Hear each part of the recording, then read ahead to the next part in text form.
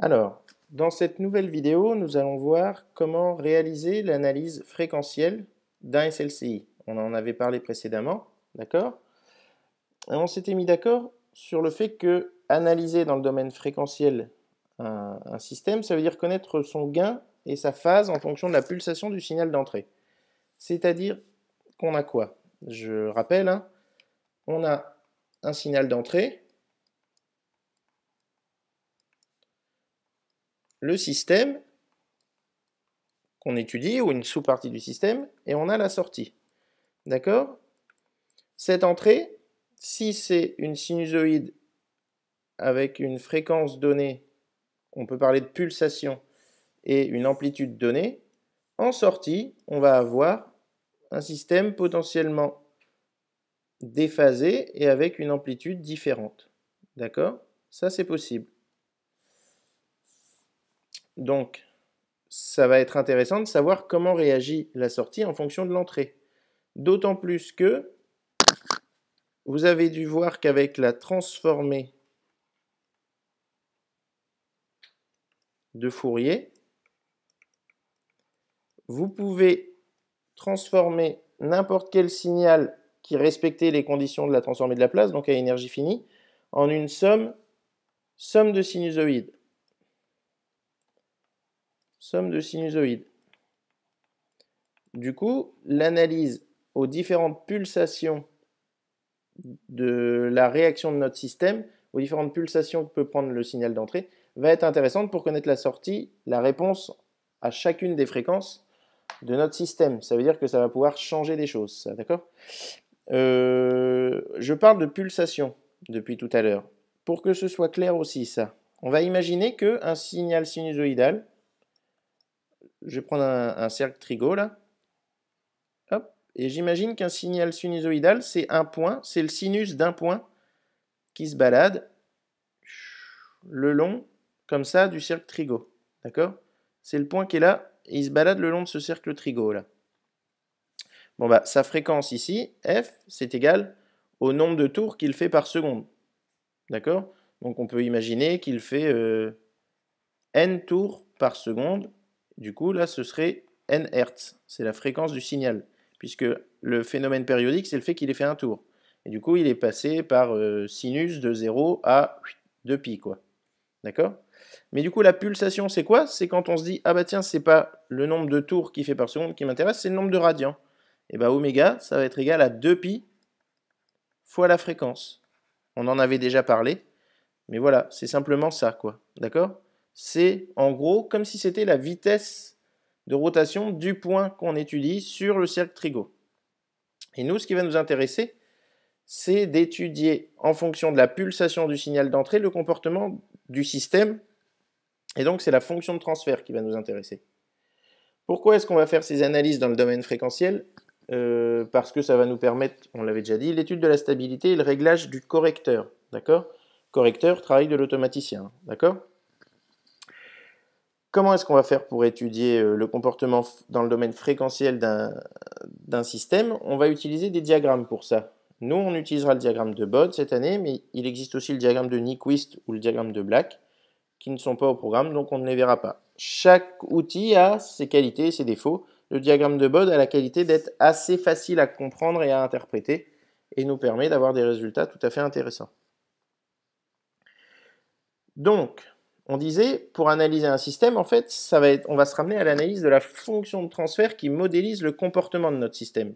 Les entrées et les sorties. L'entrée, c'est ce qu'on va appliquer à cette fonction de transfert, et la sortie, c'est ce qu'on va récupérer grâce à cette fonction, suite au comportement de ce système, donc grâce à cette fonction de transfert entre guillemets, quoi. La fonction de transfert en fonction de la pulsation.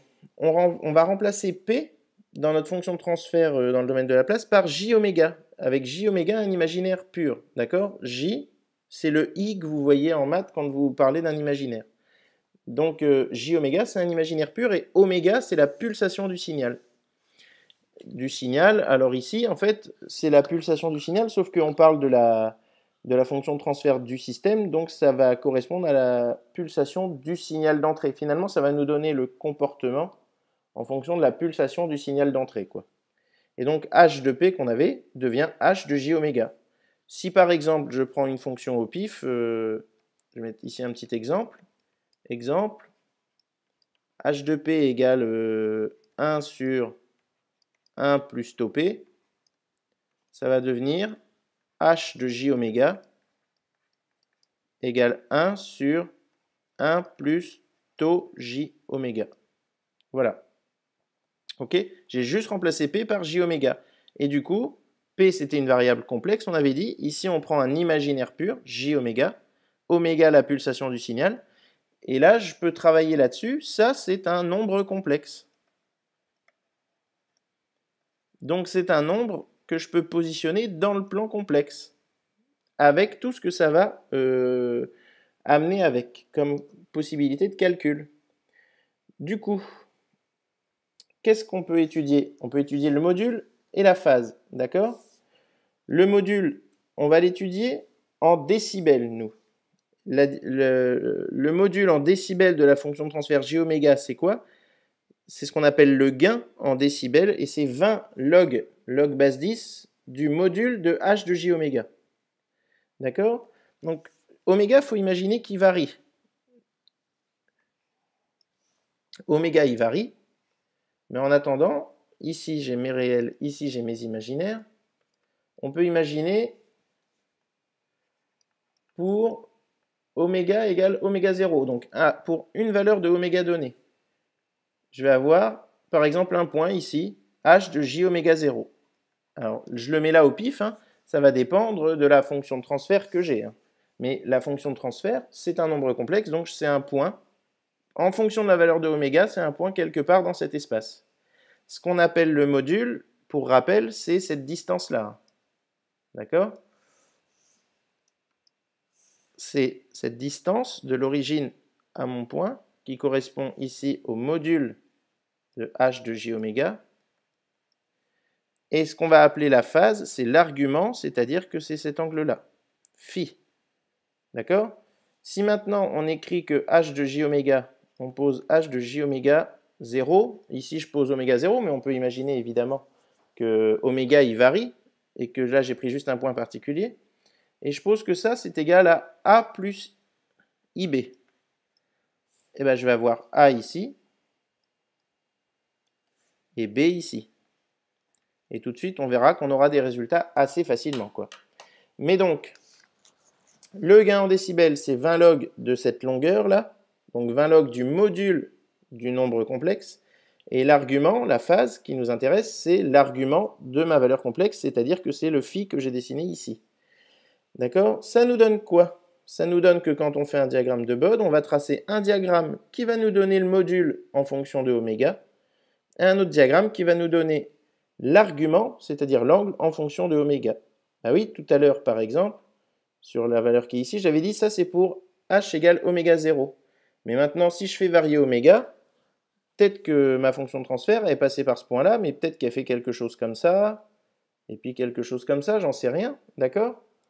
En fonction de la valeur de oméga. Donc à chaque fois, je vais calculer le module, et je vais calculer l'argument. Par exemple, ici, c'est peut-être h de j oméga 1, h de j oméga 2. Oméga 1, oméga 2, je les ai pris arbitrairement. Hein. C'est juste pour dire, bah, oméga changeant h de j oméga change aussi. Et du coup, je vais avoir le module qui va changer et l'argument qui va changer. Et ça va me permettre comme ça de tracer un diagramme. Sur un diagramme de Bode, puisque c'est ça qui nous intéresse, on va retrouver deux types de tracés. Il y a le tracé exact, c'est-à-dire que là, vraiment, je fais varier oméga de manière continue de la valeur qui tend vers 0 à la valeur qui tend vers plus l'infini. Après, je ne vais pas forcément vers 0 ici et je ne vais pas forcément vers plus l'infini ici. Ici, je vais de 1 à 10 000, par exemple. Et le tracé exact, je prends toutes les valeurs et ça me donne ça. Mais ce qui va nous intéresser, nous, souvent, c'est le tracé asymptotique. C'est-à-dire les grandes droites de tendance, les asymptotes à notre courbe, puisqu'on parle de tracé asymptotique, évidemment, ce sont les asymptotes qu'on trace, qui nous permettent de comprendre globalement le comportement de notre système. D'accord? Tant pour le module que pour l'argument. Ce que vous constaterez, c'est que ici, on travaille avec une échelle semi-log. Comme le gain, il est donné en 20 log du module, le module lui-même fonction de oméga potentiellement, cette échelle donne des résultats, le tracé du graphique avec une échelle comme ça donne des résultats assez intéressants et nous permet de faciliter grandement le tracé, quoi. D'accord? Et donc, le passage de 10 puissance 0 à 10 puissance 1, là, donc quand on fait x10, quand on fait de là à là, hop, c'est x10, d'accord? Et ça, c'est ce qu'on appelle une décade. Une décade, c'est quand la pulsation a été multipliée par 10. Une décade, une décade, une décade. Vous avez dû déjà voir des choses similaires en physique. Maintenant, comment est-ce qu'on calcule le module ou l'argument? Le module, on a bien vu sur notre dessin tout à l'heure, finalement, c'est, avec le théorème de Pythagore, racine carrée de la valeur réelle au carré plus la valeur imaginaire au carré. C'est logique, d'accord? Et du coup, on va faire quoi? Pour avoir le module en décibels, le gain en décibels, on va faire 20 log de ce module. Pour calculer l'argument, comment est-ce qu'on fait? Eh bien, B, c'est l'imaginaire, la partie imaginaire de ma fonction de transfert, là. A, c'est la partie réelle. Donc, l'argument, l'angle phi sur le dessin que j'avais fait tout à l'heure, c'est arc tangente de B sur A. C'est ce qu'on voit ici, hein. Cet angle-là, c'est arc tangente de B sur A. Puisque tangente phi, c'est égal à B sur A.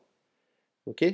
Et puisque j'ai A ici, j'ai B ici, cette longueur-là, c'est bien racine de A carré plus B carré d'après le théorème de Pythagore. Donc ça ne devrait pas poser de problème et ce sont des choses que vous avez faites en maths. Maintenant, si je prends ici quelques propriétés, alors l'hypothèse c'est qu'on a f de p égale f1 de p fois f2 de p. J'ai décomposé une fonction de transfert en un produit de deux fonctions. Eh bien, le module à proprement parler de f de p, c'est égal au module de f1 de p fois le module de f2 de p. Mais quand je passe en décibels, attention, le petit dB, il change tout, je fais 20 log de ça. 20 log de module de f1 de p fois module de f2 de p. Propriété du logarithme, le produit va devenir une somme. Ça va me faire 20 log du module de f1 de p plus 20 log du module de f2 de p. Donc au final, on a cette propriété où le module en décibels de f de p, c'est égal au module de f1 de p plus au module de f2 de p. Donc ça, c'est hyper intéressant parce que ça veut dire que si on décompose une fonction de transfert même complexe en un produit de fonction de transfert simple, pour avoir le gain en décibels, je vais simplement faire la somme des gains en décibels de chaque terme simple de mon produit. Pareil pour l'argument. L'argument de f de p, ça vous l'avez vu en maths en principe, puisque f de p c'est le produit des deux, ça va être l'argument de l'un plus l'argument de l'autre. Et évidemment, ça aussi, ça apporte des résultats très intéressants. Et graphiquement, dans le diagramme de Bode, ça va faire quoi? Ça va faire que un produit de fonction de transfert va se transformer en une somme de Bode simple. D'accord? Et vous verrez, on fera l'exemple en TD. On fera surtout ça avec les diagrammes asymptotiques. C'est-à-dire qu'on va pouvoir faire la somme des asymptotes zone par zone. Tout ce qu'il faudra repérer, ce sont les pulsations auxquelles il y a un événement particulier qui apparaît pour bien faire attention à la variation de nos sommes, quoi. Ici, par exemple, du coup, on va se mettre à apprendre cette année 5 petits diagrammes de Bode par cœur. C'est quoi? C'est un petit peu les briques de base, comme des Lego, pour pouvoir construire un Bode plus complexe. En faisant quoi? En faisant la somme de tous ces diagrammes de Bode-là. Dans ceux à connaître par cœur, on a le gain pur. F de P égale K. Donc F de P égale K, F de J oméga égale K aussi, du coup. D'accord? Si F de J oméga égale K, je regarde dans mon plan complexe, j'ai quoi? En fait, j'ai le réel, j'ai l'imaginaire, et je vais avoir deux cas de figure, c'est la petite remarque qui est là. Soit K il est positif. Si K il est positif, en fait c'est juste un point ici qui ne change pas puisqu'il n'y a pas oméga qui apparaît. Ici j'ai K, donc ici c'est quoi le module? C'est K, donc en termes de gain en décibels j'ai 20 log de K. Et l'argument, c'est quoi? Bah, c'est l'angle ici qui vaut 0 degré tout le temps. Donc ici, argument 0 degré. En permanence, quelle que soit la pulsation. OK? Diagramme de Bode suivant à connaître par cœur, qui va nous permettre de travailler sur la somme quand on en sera là. L'intégrateur pur. F de P égale 1 sur P. Ça, c'est ce qu'on appelle un intégrateur pur, je le rappelle. Ça veut dire quoi? Ça veut dire que F de J oméga est égal à 1 sur J oméga. Et ça, c'est égal à quoi? Si je multiplie par J en haut et en bas, ça me fait du moins J sur oméga. D'accord? Donc, qu'est-ce qu'on constate sur le plan complexe? Dans le plan complexe, c'est que cette fois-ci, j'ai les réels, j'ai les imaginaires. Quand oméga tend vers 0, on va dire, quand oméga tend vers 0, la norme de cette valeur imaginaire, elle tend vers plus l'infini. En fait, quand oméga tend vers 0, je vais me situer, quand oméga tend vers 0, je me situe ici. C'est un imaginaire pur puisque c'est j fois quelque chose. Il est sur la partie négative de l'axe des imaginaires. Et donc, plus oméga augmente, plus je me rapproche. En fait, plus oméga augmente, plus je me rapproche. Hop là, pardon. Plus je me rapproche de mon origine, comme ça, quand oméga est croissant, pardon, je ne vois pas pourquoi j'ai mis 0 là, hop, quand oméga est croissant, mais je reste toujours sur cet axe négatif. Donc ça veut dire que j'ai quoi? J'ai le module, c'est la longueur de là au point qui se trouve là, mais le module de moins j sur oméga, c'est égal à quoi? C'est égal à 1 sur oméga. Et donc, à chaque fois que je multiplie par 10 ma pulsation, je divise par 10 mon module. Mais diviser par 10 quand je passe en décibels, donc c'est-à-dire que je fais 20 log de 1 sur oméga, c'est égal à quoi? C'est égal à moins 20 log de oméga. D'accord? À cause de la propriété du logarithme. Donc quand je multiplie par 10 ma pulsation, je perds 20 décibels. Donc j'ai ce qu'on dit une pente de moins 20 dB par décade. J'ai moins 20 décibels par décade parce que dès que je multiplie par 10 ma pulsation, j'ai perdu 20 décibels à cause de ça là. Et en termes de déphasage, bah là je suis tout le temps sur cet axe-là, donc j'ai moins 90 degrés en permanence. D'accord? Maintenant, je sais, pour le gain, je sais que j'ai moins 20 dB par décade, mais comment je vais faire pour positionner ma courbe? Parce qu'une pente, ça ne me donne pas de point de passage. Ben, je me dis, pour quelle valeur de... J'ai moins 20 log, je cherche, moins 20 log de oméga 0 égale 0, c'est-à-dire je cherche le point tel que j'ai 0 décibels ici, et ben ça veut dire que oméga 0, propriété du logarithme, oméga 0 égale 1.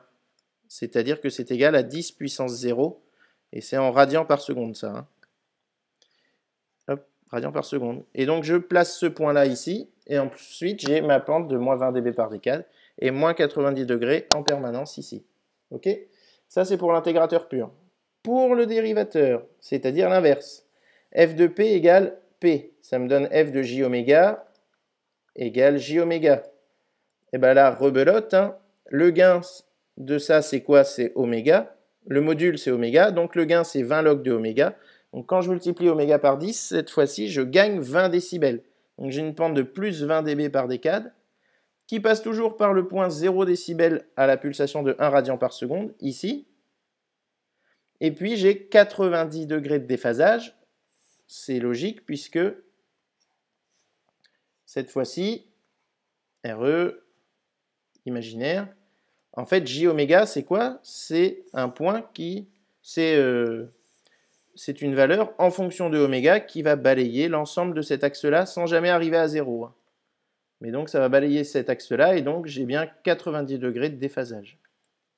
Plus 90 cette fois-ci. D'accord? Plus 90. Fonction de transfert suivante à connaître par cœur, c'est ce qu'on appelle un premier ordre, ça. C'est du 1 sur 1 plus tau p. Et ça fait l'objet de la vidéo suivante, les notions de premier ordre. Donc cette fois-ci, j'ai quoi? J'ai f de j oméga égale 1 sur 1 plus j tau oméga. J'ai juste mis le j devant et là c'est tau p, donc tau oméga. Donc là, on peut se dire qu'est-ce qui se passe? On peut se poser la question de qu'est-ce qui se passe? Si oméga est très inférieur à 1 sur tau. Ah oui, ici c'est tau, mais je multiplie oméga par tau. Donc vous voyez ici, il y a 1 sur tau comme valeur remarquable. Bah, si oméga est très inférieur à 1 sur tau, ça veut dire qu'ici, ce terme-là, il est tout petit. Ça veut dire que f de j oméga, il est à peu près égal à 1. D'accord? À peu près égal à 1, ça veut dire quoi? Ça veut dire que son gain, 20 log de 1, ça vaut 0, et son déphasage, il vaut 0. Donc ça me permet de tracer le diagramme asymptotique qui est là. Jusqu'à 1 sur tau, l'asymptote est là. Jusqu'à 1 sur tau, l'asymptote est là. Évidemment, c'est asymptotique, parce que quand je suis ici, je suis loin du 1 sur tau, et c'est ce qu'on remarque, le diagramme réel en bleu, lui, il s'éloigne de l'asymptote. Mais c'est comme ça que je vais pouvoir tracer l'asymptote. Quand je suis à 1 sur tau ici, ça veut dire que j'ai du 1 sur 1 plus j. Et bien du coup, 1 sur 1 plus j, ça me donne moins 45 degrés. Ça, il suffit que vous traciez, vous multipliez par le complémentaire, et puis vous verrez, ça ne pose pas de problème. D'accord? 1 sur 1 plus j. Maintenant, si oméga est très grand, si oméga est très très supérieur à 1 sur tau, bah du coup ici, ça devient beaucoup plus grand que 1. Bah on peut se dire, tiens, f de j oméga, il devient quasiment égal à 1 sur j fois tau oméga. Et du coup, à ce moment-là, qu'est-ce qui se passe? Bah, ça se rapproche d'un intégrateur pur. Sauf que j'ai mon 1 sur tau qui fait que ce n'est pas au point oméga égale 1 que je passe par 0.